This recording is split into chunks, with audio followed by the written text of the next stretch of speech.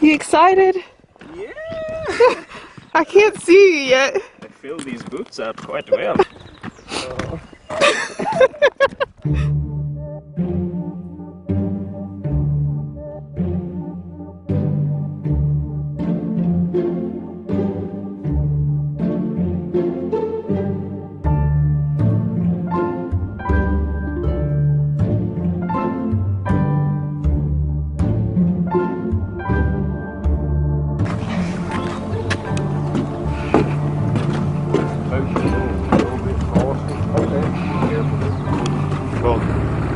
We have to leave early in the morning because this type of fishing that we're doing, the fish need to be close to shore. And as soon as the sun gets up, they scatter out.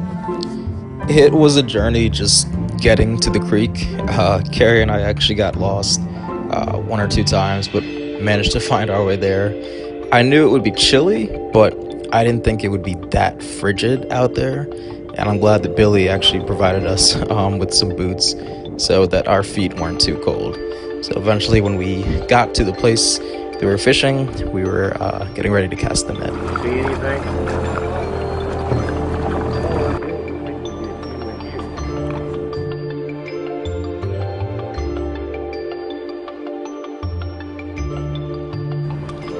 Casting the net was a huge process. Essentially, we got to one end of where we were fishing, put it down, and then they started to unwind it. And we basically had to ride the boat around and loop in sort of a U-shape in order to cast the net in the vicinity that they wanted to. Laying the net out right now.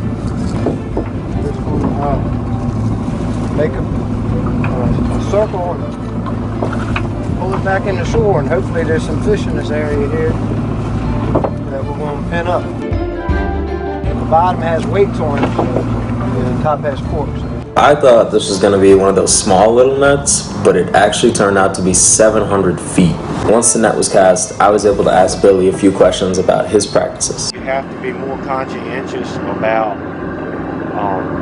when you harvest your seafood and what seafood you harvest to try to capitalize on the best markets, because it's not a by volume fishery so much anymore as it used to be.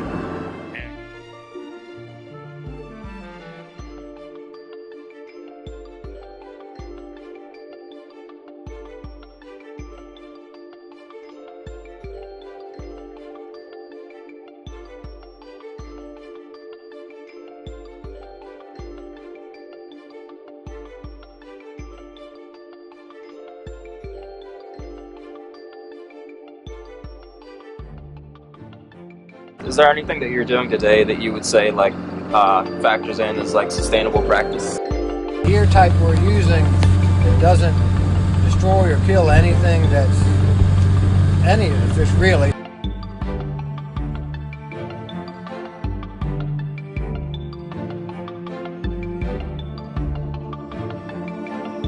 So once we get the fish in, I mean, as soon as we dip them out of the water, if there's what little teeny bycatch there is, immediately goes back overboard unharmed. We're primarily focusing on an invasive species, which is the blue catfish, and then the gizzard shad, which is a bait fish. This gear here doesn't kill anything. It's just in the water, they're just corralling. Obviously, I know there's been a huge presence on the blue catfish that are very, very prevalent in these waters. And luckily we have a market that we can try to keep their numbers within check so it doesn't throw the whole ecosystem out of balance. And it may still do that, we have no idea, but we're going to do our part to try to prevent that. Though they're catching less fish, Rocco made it a point that there's actually no negative economic impact to sustainable practices.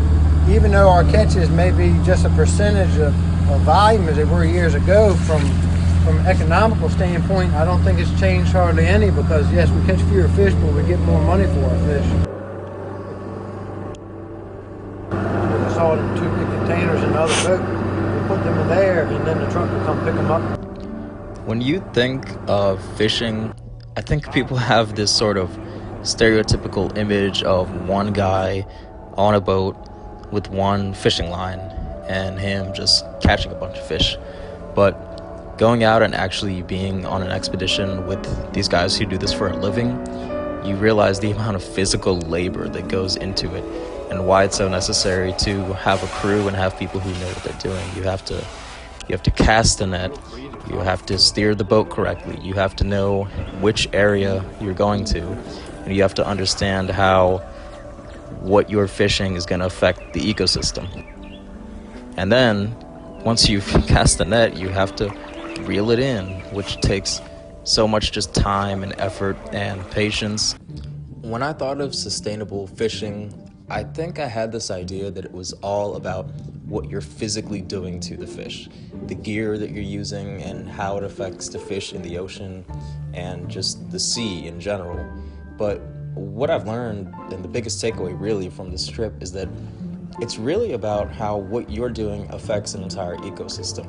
That's what sustainability is to fishermen. What you catch, what you sell, what you distribute, what you fish, what you're targeting, it's all gonna affect the entire ecosystem. So these fishermen really have to have a top-level understanding of how what they're doing is going to impact the creatures in that environment. Even though Billy insisted that they didn't get a good catch, it was nice to see the physical reward of the work that they did. The good part about sustainability too is that it doesn't affect the bottom line, which is how much money these guys are making. It is possible to be sustainable and still make a profit.